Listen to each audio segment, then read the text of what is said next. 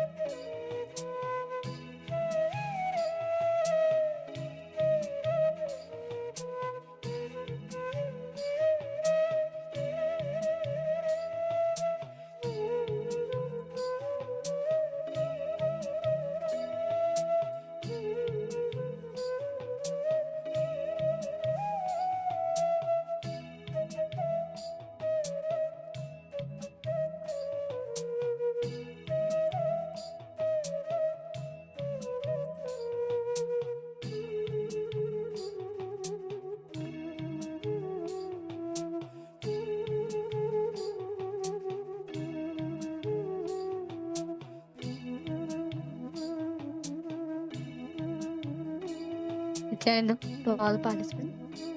Okay, let us now move ahead to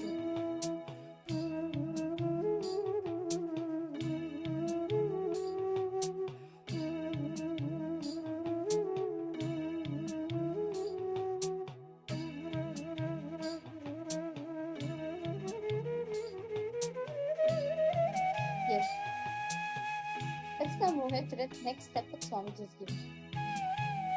Now, understand and cognize that no matter what happens, you are Paramashiva, right?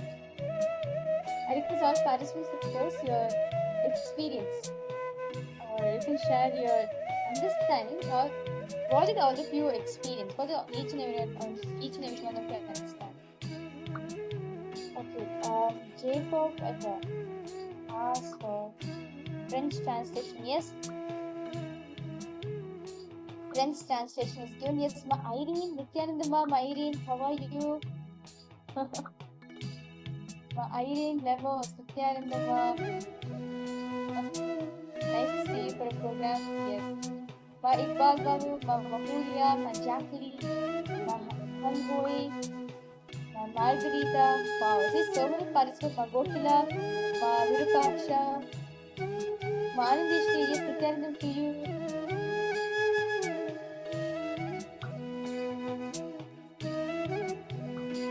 Nice to see all the participants. Welcome all of you for today's session. Understand, today all the participants, all of you are going to be understanding the power of super-determinism. Swamiji is going to be awakening that component in each and every one of us. Ma Fatima Dehastani, Nithyananda, Ma Sarlananda, Nithyananda, Ma Yogananda Rupani, Ma Anandeshwari, Nithyananda, to each and every one of you. Wow, see so many participants down there. Okay, Patu Aya, okay, you have asked something. I'm just reading a question. No? I wrote down in the beginning what I was having problems in my life. Then on the second part, I wrote down I am Paramashiva. How can I suffer? Then I have the fortune, I have great relationship, I have good career, I have everything. Okay. Okay. I have good career, I have everything that I've asked for. That's very good, Daya. That's really nice. Wow.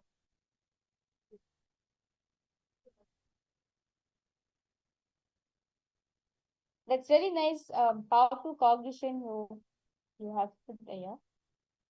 Well, okay. See, understand all the participants. See, you need to think from, see, whenever something happens in our life, right? We all blame. We all say that how can I be Paramashiva? Right?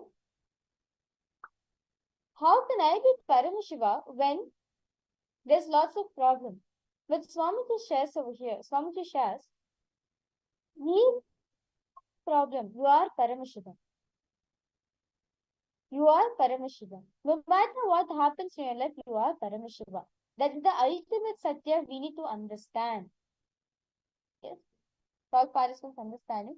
That is the ultimate Satya all of us need to understand that no matter whatever happens in our life, we are Paramashiva. So, next one, all participants, build system habit. Okay. Someday, any problem arises in me, I'm going to remind myself that I am Paramashiva. Okay? I'm going to tell to my problems that I am Paramashiva. I cannot have any problems. How can I have problems? Paramashiva will always manifest what he wants, right? Same way for all the participants. If you are if you want to manifest as JP and you feel it's so hard for you, it is possible because you are Paramashiva. Because you are Paramashiva, you can manifest anything you want in your life. Yes, it's all participants understanding. So, any questions, any doubts, all participants that are having, do feel free to post in the chat section.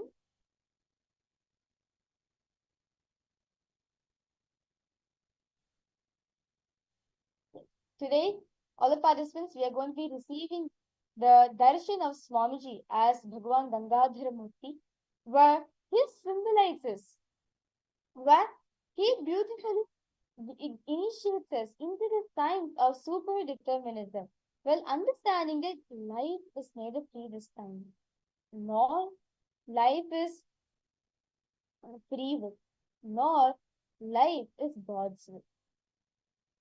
Life is all about experiencing super-determinism in you. So, any questions all participants are having? That's very beautiful, Aya. Matt too, Aya, you've asked. I will create the space to manifest any reality.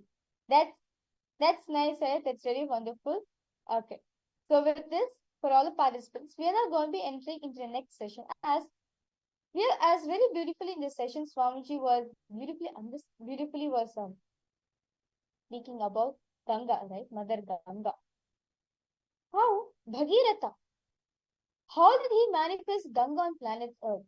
Like in the Super-Determinism satsang, which all of us just now listen, right? So they explain the whole story of how Mother Ganga came to planet Earth.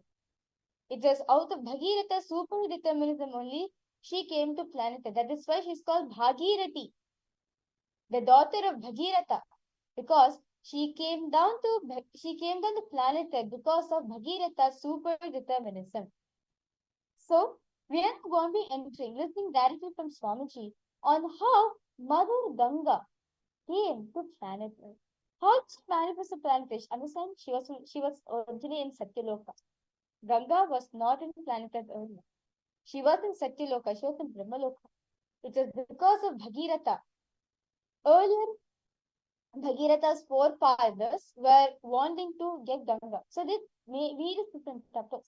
But unfortunately, they were not able to get Ganga on planet Earth. But Bhagirath sent out of super-determinism that he will manifest Ganga.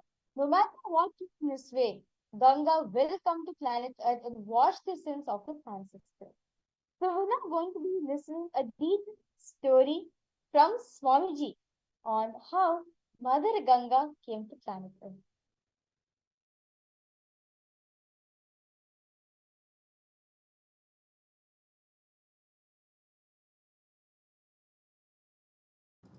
Listen, Sanatana Hindu Dharma is the science of cosmos.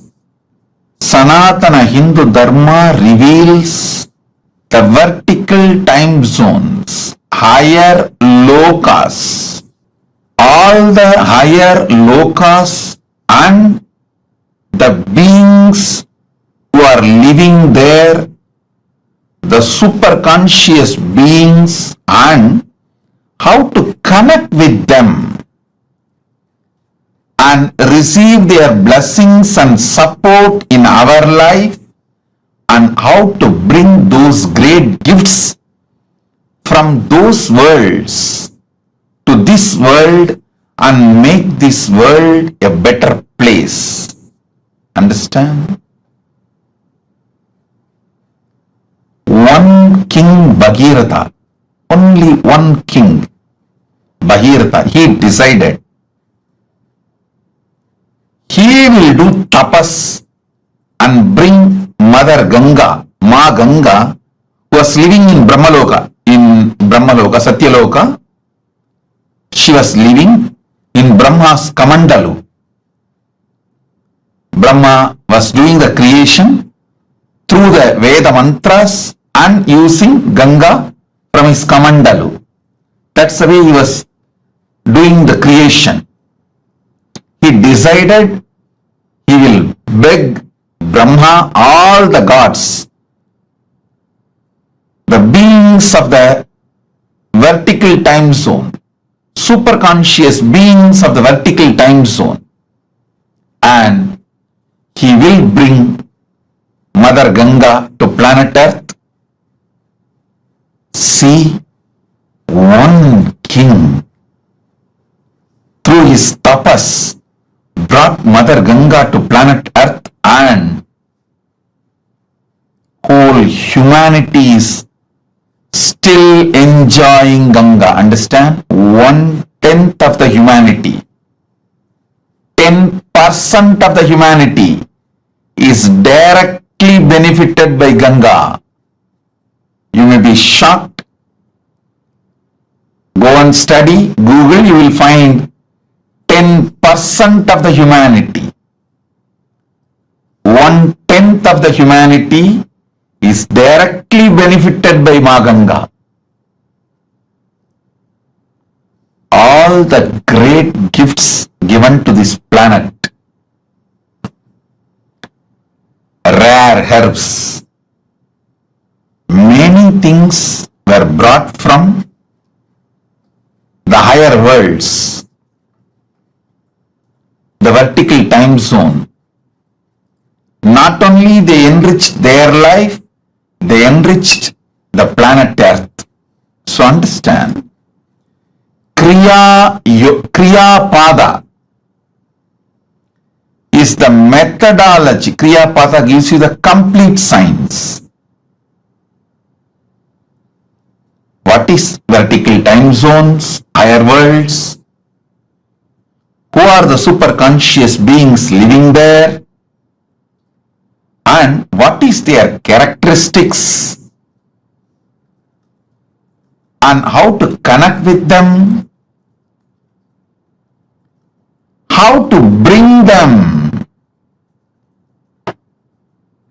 and their blessings, bring them and their blessings to planet Earth. How Ganga happened on the planet Earth? Ganga is considered as a river which is there in the higher lokas.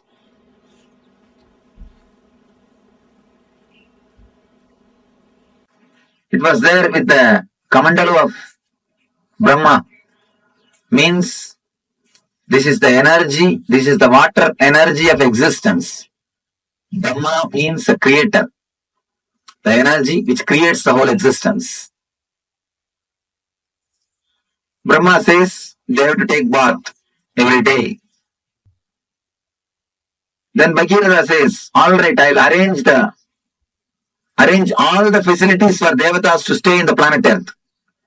Just on the banks of Ganga, I'll create cities where all gods and goddesses can live and have bath every day and have their regular routine as they have in the other loka, as they have in the Brahma loka. Brahma says, if that is the case, then I agree. Go ahead and do it. Then he comes and does tapasya towards Himachala, the Hima hills, Hema Parvata, the Himaraj, who is the father-in-law of Shiva. He does tapasya towards the Himaraja. Himaraja appears and asks, what do you want? I want you to be the host for Mother Ganga. I want you to be the host for Mother Ganga. And you are the person in whom I can create a city for all the devatas. And only from you, the Ganga can flow. You are the only person who can be base. Ganga is the water energy of Brahma. She was there in his Kamandalu. I will describe the scene, how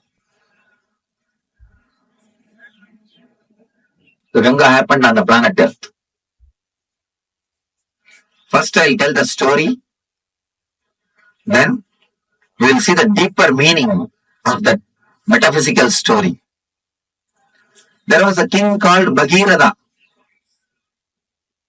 For some reason, his forefathers have been cursed by some rishi and they all died. They have been burnt, reduced to ashes. All their ghosts are living there, struggling, suffering. They are not liberated. So they beg Bhagiratha to help him some way. Bhagiratha decides, I have to do something and liberate. He starts meditating, doing penance, doing tapasya towards Brahma. Brahma appears and gives darshan. And he says, yes, I can send the Ganga to the planet Earth, no problem.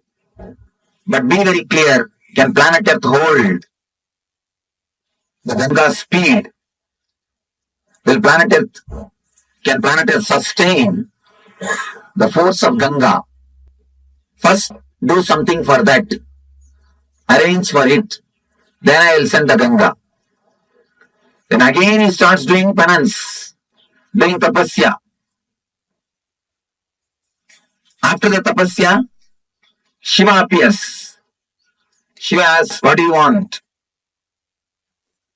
Then Bhagirath says, now Brahma accepts to send the Ganga to planet Earth. But he says the whole planet Earth will be washed away. Planet Earth cannot withstand the speed of Ganga. Please do something. You have to protect us. You have to take care of us. Shiva says, all right, I will take care. Don't worry. Tell Brahma to send Ganga. I will take care. He gives the assurance. Then again he meditates towards the Brahma. Now Brahma appears and says, I am ready to send, but Devatas are not ready to depart with Ganga. Devatas wants Ganga to be there. Bhagirath asks, what for Devatas wants Ganga to be there? No, they have to take bath in Ganga every day. It is their life source. Ganga is not simple water, it is an energy. By bathing in that only every day they rejuvenate their body and mind, so that the erosion will not happen. So only you can be a strong stone on which Ganga can land. Then afterwards, it can flow towards the planet Earth. Please help me. You have to be the base. Then Yamaraja says, how can I host her? She is the computer of my daughter. Actually, she is supposed to be, the Ganga is considered to be the feminine energy of Shiva. Yamaraja's daughter is Parvati. Parvati is the wife of Shiva. How can I host her? After all, she is my daughter's competitor. Of course, after all, this guy is not, he sees all the social things. Then Bhagirath does tapas towards Parvati. Mother appears and asks, what do you want? Then he says, Maz, I wanted Ganga to come to the planet Earth. I wanted your father to be a host. But he says Ganga is competitor of you. How can he host Ganga? She says, who said she is my competitor? I am she. She is me. After all, mother is enlightened. She is a Devi, goddess. She says, how can somebody be competitor? I am Ganga. She gives a beautiful explanation. The metaphysical explanation you will all understand. Important idea. Every woman has got the aspect of mother and beloved. Mother and beloved. Woman who has realized the mother and beloved aspects in herself is only the fulfilled woman.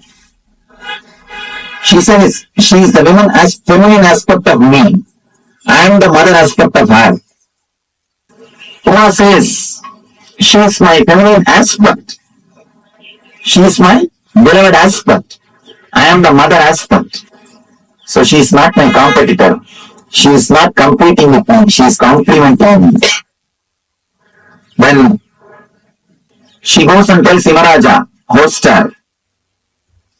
Yamaraja accepts that Yamaraja will host her. Then Bhagirath starts building the whole city throughout the route in which Ganga is supposed to travel. He meditates on every hill and takes permission. He He prays to every hill. Every hill says, yes, I give the way for Ganga. So all the whole route is cleared. Then he goes and prays to Kalabhairava, who is the in charge of city Varanasi. Kalabhairava is the in charge of Varanasi city. He meditates towards Kalabhairava. Kalabhairava appears and says, what do you want? I wanted, please give us the way for Ganga. You should receive Ganga and give us the way.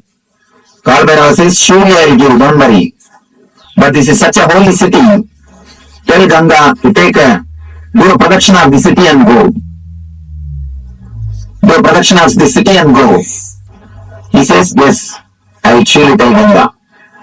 And Ganga accepts that. Kalabhairava's behind, and she takes the U-turn, means the Uttaravagini. She is called Uttaravagini in Kasi.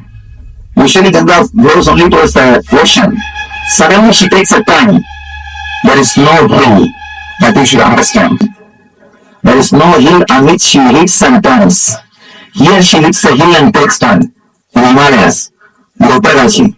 But in the Kashi, there is no hill. And just sand meadows. And she takes a turn and goes. Then when all the arrangements are ready, then he meditates towards the Brahma. Suddenly, Brahma comes up with the next trouble, next problem. You meditated and propitiated all the devatas except Vishnu. Now, you have to do something to Vishnu. Only then I can send Ganga. Then he started meditating towards Vishnu. He prayed the Vishnu. Did tapasya. Vishnu appeared. What do you want? I wanted the Ganga to come down to the planet Earth. Unless you agree, unless you give blessings, it will not be possible. Please bless me. Krishna says, all right. I bless you. Ganga will come to the planet Earth. She will come just out of my feet. And he blesses. The Ganga will come out of his feet. Then he says a beautiful one more word. Whomsoever has realized the Vishnu Maya means the universal consciousness. Whatever water comes out of their feet will be Ganga. Whomsoever has realized the Vishnu Mayam Jagat, whomsoever has realized me, from their feet, whatever water comes out will be Ganga. From this word only the tradition of Pada Puja starts. Pada Puja of enlightened masters starts from this tradition. Vishnu says, whomsoever has realized the Vishnumayam Jagat, Sarvam Vishnumayam Jagat, from their feet Ganga will flow. From their feet Ganga will flow. Then, now he again meditates towards Brahma. Brahma appears with all his glory and compassion, blesses the Bhagirada. Then he prays to Ganga. Then he does tapasya towards Ganga, meditates and invites the Ganga mother, Ganga with all compassion. Not only compassion, the wild energy. She just comes out of the Brahma's Kamandalu with all the power. She straight away started moving towards the planet Earth. The moment she came out of the Kamandalu and started moving the planet towards the planet Earth, all the 14 worlds are shaken. All the devatas, all the rishis, all the munis simply escaped from their planet Earth and ran away. Because they got frightened. The Pralaya is going to happen. Means the end of the world has come.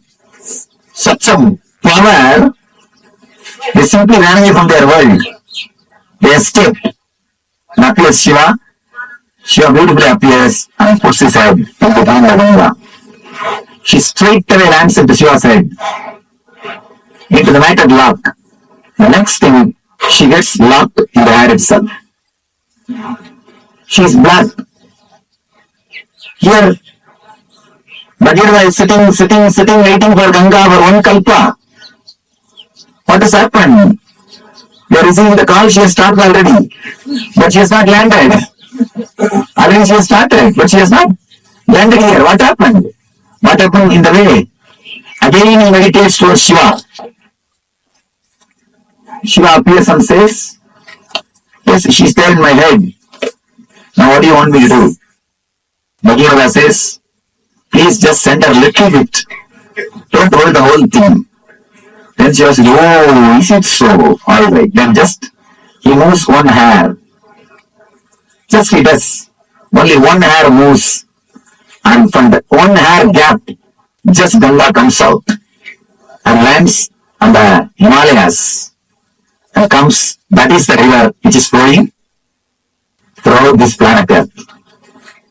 And that is the perennial source. That is the Ganga. By flowing through this way, she fills the ocean. Understand? The story says the ocean itself is son of Ganga. Varuna Raj is son of Ganga Mata. Water is supplied to the ocean by Ganga. That is the story. Originally there was no ocean. There was no water on the planet Earth. It is through Ganga first water came to the planet Earth. And because of Ganga flowing continuously, all the oceans are created.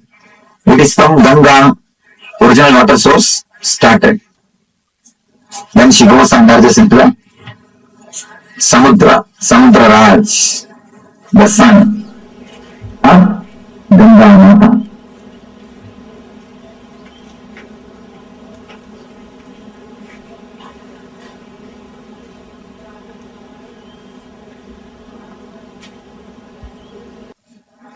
And she lives here as an energy, as an embodiment of energy, blessing the people, giving them the outwardly things and the inwardly spiritual bliss. She is Iga Bara Sudha Dayi. She gives everything of the outer world and everything of the inner world. Now we will understand the whole story of Ganga from the dimension of a spiritual enlightenment. Actually, the whole story is metaphysical expression of Bhagirava's enlightenment. The whole story is the metaphysical expression of Bhagirava's enlightenment.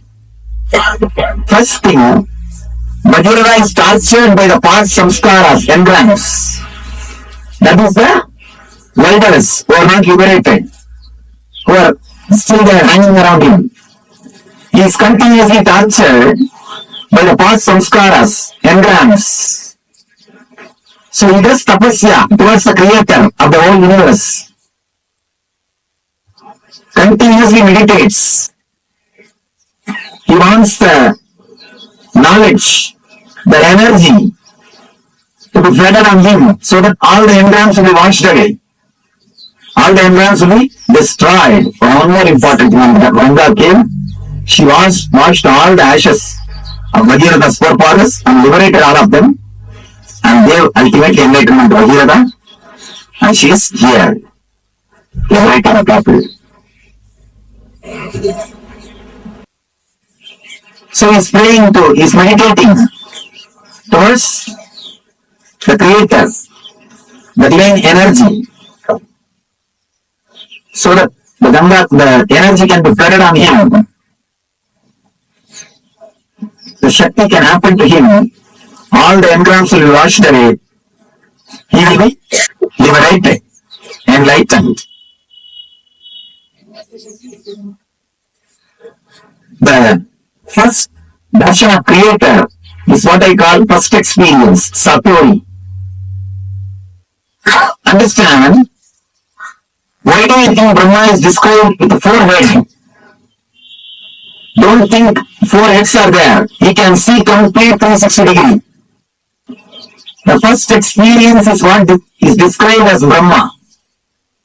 The man who gets the experience of seeing complete 360 degree is what we call Brahman. He has achieved Brahma. He has achieved the Brahman consciousness. Whosoever gets the experience of seeing this side 360 degree and this side 360 degree achieves the Brahman consciousness. Bhagirath achieves Satori, first experience, glimpse. Then the Brahman says, enlightenment can happen to you, but be very clear. Will your body stand? Prepare your body and mind. Will it be able to stand, sustain? Prepare it. Then it will happen forever. Prepare yourself. Create the maturity so that the energy can be with you forever. Then Bhagirath starts his tapas. Bhagirath starts his tapas.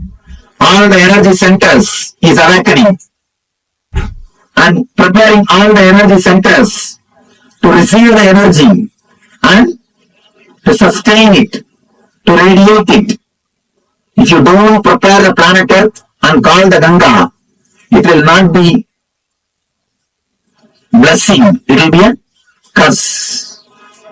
It will destroy the planet Earth